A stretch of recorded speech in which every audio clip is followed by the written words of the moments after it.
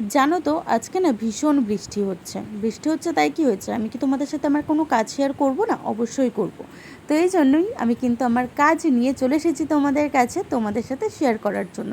ওই যে আমার একটা কোনো ভালো কাজ হলে তোমাদের সাথে শেয়ার না বাইরে করলে যে আমার বৃষ্টির ভালোই আওয়াজটা লাগে। শুনতে শুনতে পাচ্ছ কি তোমরা? আমি কিন্তু একদম জানলার পাশে বসেই এখন ভয়েস ওভারটা দিচ্ছি। একটু প্রবলেম হবে জানি, কিন্তু একটু অ্যাডজাস্ট করে নিও, আমার জন্য এটুকুনি করতে পারবে না বলো?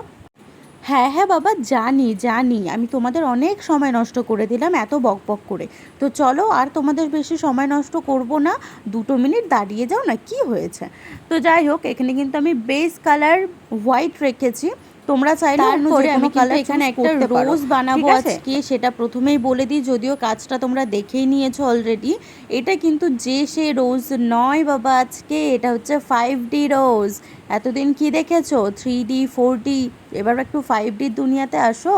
দুনিয়া তো অনেক আগে এগিয়ে গেল, তাই না? তো আমাদেরকেও তো ফার্স্টেই এগোতে কিন্তু হবে। আমি কার্ভিং জেল নিয়ে দেখলেই ছোট ছোট কয়েকটা বলস করে নিয়েছি, তারপরে সেগুলোকে কিন্তু গোল গোল আকারে একটু আঙুলের সাহায্যে প্রেস করলেই গোল হয়ে যায়, একদম কিচ্ছু বেশি কঠিন কাজ নয়।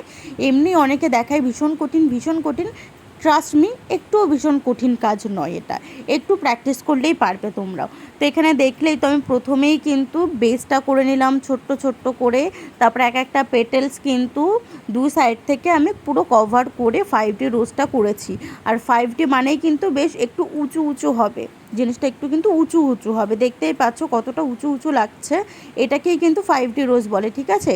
তো এত বড় নেল টিপসটার মধ্যে না ওই একটা রোজ আমার বড্ড ফাঁকা ফাঁকা লাগছিলো, বাকিটা ওই জন্য আমি আরেকটা ছোট্ট একটা দেখো সাইডে রোজ করেছি, পেটেলসও করে নিয়েছি।